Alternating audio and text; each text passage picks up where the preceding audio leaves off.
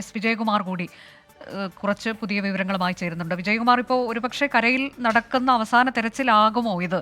കാരണം സിഗ്നൽ ലഭിച്ച ഇടത്തൊന്നും നേരത്തെ ലോറി ഇല്ല എന്നത്, കരയിൽ ലോറി ഇല്ല എന്നത് ഏറെക്കുറെ സൈന്യം സ്ഥിരീകരിക്കുകയും ചെയ്തിട്ടുണ്ട്. ഇപ്പോൾ പുഴക്കരയിൽ മണ്ണ് മാറ്റി നടക്കുന്ന ഈ പരിശോധന കരയിൽ നടക്കാൻ പോകുന്ന അവസാന പരിശോധനയായിരിക്കുമോ അത്? അനുജ, കുറെ കൂടി ദുഷ്കരമാവുകയാണ് അവിടെ രക്ഷാപ്രവർത്തനം എന്ന് വേണം ഈ ഘട്ടത്തിൽ നമ്മൾ വിലയിരുത്തേണ്ടത്. കരയിൽ ഈ വാഹനമില്ല എന്ന് ഏറെക്കുറെ സൈന്യം ഉറപ്പിക്കുമ്പോൾ ഇത് ഇനിയിപ്പോൾ നമ്മൾ പൂർണ്ണമായും വെള്ളത്തിലേക്ക് ആ പരിശോധന വ്യാപിപ്പിക്കേണ്ടതുണ്ട്. അതിന് പറ്റുന്ന സാങ്കേതിക സൗകര്യങ്ങൾ ഒരുപക്ഷെ കൂടുതൽ അവിടെ എത്തിക്കണം. അപ്പോൾ കൂടുതൽ സമയം അതിനെടുക്കും. അപ്പോൾ വീണ്ടും ഈ രക്ഷാദൗത്യം നീണ്ടുപോകും. അതാണ് അതിൻ്റെ ആകത്തുക. ഇന്നലെ ഈ റവന്യൂ ഉദ്യോഗസ്ഥർ, ഇപ്പോൾ കർണാടകയിലെ റവന്യൂ ഉദ്യോഗസ്ഥരും അവിടുത്തെ ഉത്തര കന്നഡയിലെ ചുമതലയുള്ള കളക്ടറും അവിടുത്തെ മറ്റുന്നത ഉദ്യോഗസ്ഥരും ഒക്കെ പറഞ്ഞത് ഈ ഭാഗത്തെ മണ്ണ് പ്രധാനപ്പെട്ട മേഖലകളിലൊക്കെ പരിശോധിച്ചു, അവിടെ വാഹനമില്ല. ഇനി കരയിൽ ഈ വാഹനം കണ്ടെത്താൻ കഴിയും എന്ന പ്രതീക്ഷയില്ല എന്നാണ് അവരൊക്കെ പറഞ്ഞത്.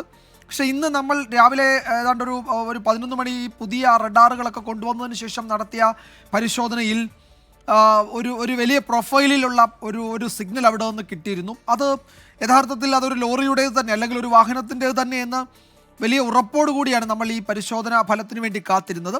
പക്ഷേ അതിൽ വാഹനമില്ല, അവിടെ രണ്ടിടത്തും വാഹനമില്ല എന്ന് ഉറപ്പിച്ചു.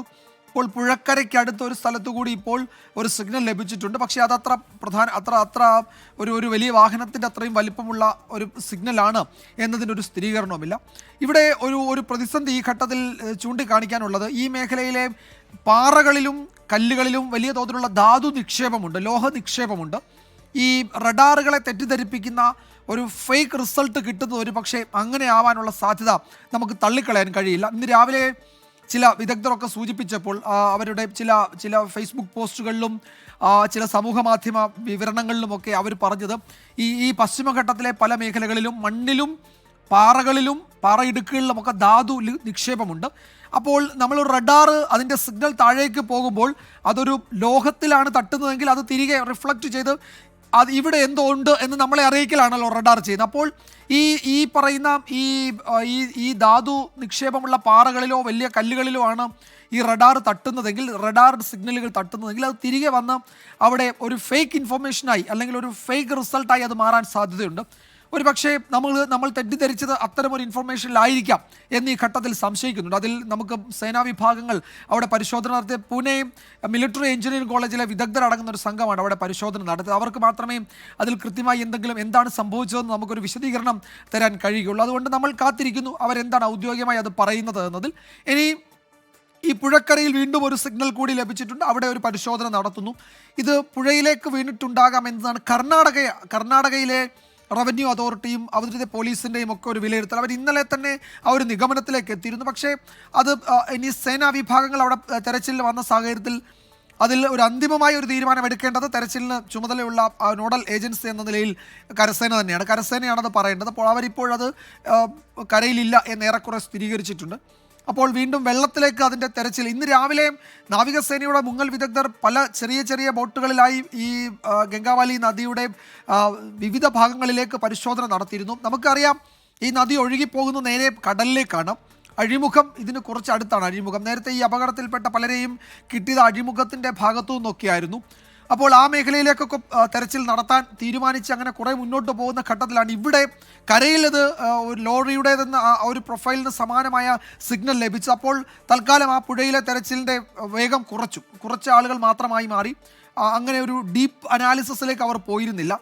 ഇനിയിപ്പോൾ വീണ്ടും അത്തരം ഒരു പരിശോധനയിലേക്ക് പോകണം എന്ന നിലയിലേക്ക് കാര്യങ്ങൾ എത്തുന്നു. പുതിയ സാങ്കേതിക സൗകര്യങ്ങൾ അവിടേക്ക് ഇനി അതിനായി എത്തിക്കുകയും വേണം എന്നതൊരു പ്രതിസന്ധിയാണ്. അപ്പോൾ വെള്ളത്തിലെ തിരച്ചിൽ കുറെ കൂടി ദുഷ്കരമാണ്. അതിന് 2-3 സാഹചര്യങ്ങളുണ്ട്. ഒന്ന്, ഈ നമുക്കറിയാം ആ ദൃശ്യങ്ങളിൽ തന്നെ കാണുന്നുണ്ട്, ഈ ചുവന്ന കളറിലുള്ള മണ്ണാണ് ആ മേഖലയിൽ നിന്ന് ഒഴുകി വരുന്നത്. നമ്മുടെ പശ്ചിമഘട്ട മേഖലകളിലേതുപോലെ അല്ല.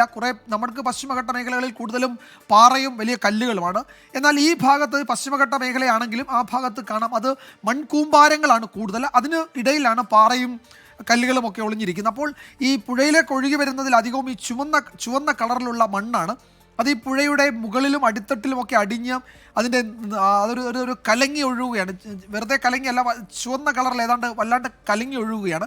അപ്പോൾ ഈ ഡൈവേഴ്സിനൊക്കെ അവരുടെ വിസിബിലിറ്റി ഒരു പ്രശ്നമാണ്. അവർക്ക് ഈ താഴെ തട്ടിൽ എന്തെങ്കിലുമൊക്കെ ഉണ്ടോ എന്നത് കണ്ടുപിടിക്കാൻ വളരെ അധിക സമയം അവിടെ ചെലവഴിക്കേണ്ടി വരുന്നുണ്ട്. അപ്പോൾ അത് പലപ്പോഴും അത് രക്ഷാപ്രവർത്തനത്തിന് ദുഷ്കരമാകും. തന്നെയുമല്ല, ഈ കടലിനോട് അടുക്കും തോറും പുഴയുടെ സ്വഭാവം മാറുന്നുണ്ട്. അതിൻ്റെ പ്രത്യേകിച്ച് വേലിയേറ്റ സമയമാണെങ്കിൽ അത് കുറെ കൂടി ദുഷ്കരമാകും. പിന്നെ വേറൊരു പ്രശ്നമുള്ളത്, ഈ ഇത്രയും മണ്ണും കല്ലും ഈ പുഴയിലേക്ക് വിട്ട് അതിൻ്റെ ഗതി മാറിയാണ് അത് ഒഴുകുന്നത്.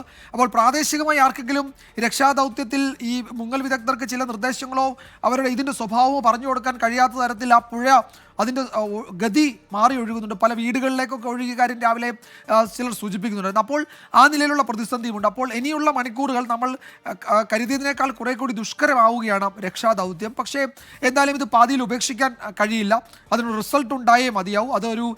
അത് നമ്മൾ കാത്തിരിക്കുന്ന വിവരങ്ങൾ നമുക്ക് കിട്ടിയേ മതിയാവും. അതുകൊണ്ട് ആ സേനയുടെ തെരച്ചിൽ തുടരുമെന്നും തന്നെ കരുതാം.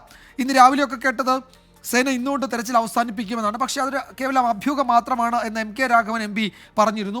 അങ്ങനെ അവസാനിപ്പിച്ചു പോകാൻ കഴിയില്ല.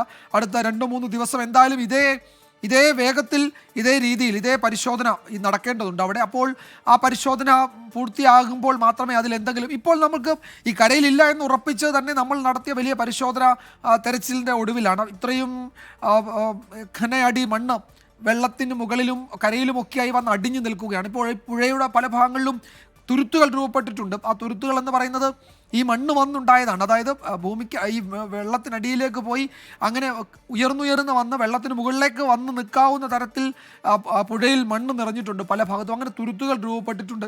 ആ തുരുത്തുകൾക്കൊക്കെ അത് മൺകൂമ്പാരങ്ങൾക്കടിയിൽ എന്തുണ്ട് എന്നുള്ളത് പരിശോധിക്കേണ്ടതുണ്ട്. വലിയ ദുഷ്കരമായ ജോലിയാണ് എന്നത് പറയാതെ തന്നെ എല്ലാവർക്കും അറിയാമല്ലോ. അപ്പോൾ ആ ജോലിയിലേക്ക് അത്തരത്തിൽ പ്രാഗൽഭ്യമുള്ള ആളുകളെ കൊണ്ടുവരേണ്ടതുണ്ട്. പുനെ മിലിറ്ററി എഞ്ചിനീയറിംഗ് കോളേജിലെ വിദഗ്ധർക്ക് ഈ റഡാറിൻ്റെ ഒക്കെ സേവനം എങ്ങനെ ഇത്തരം ഭാഗങ്ങളിൽ ഉപയോഗിക്കാൻ കഴിയും എന്നതുകൂടി നോക്കേണ്ടതുണ്ട്. അപ്പോൾ എന്താണ് അടുത്ത നീക്കം എന്നത് നമുക്ക് അവിടെ നിന്നുള്ള വിവരങ്ങൾ വരുന്നത് വരെ കാത്തിരിക്കേണ്ടതുണ്ട്.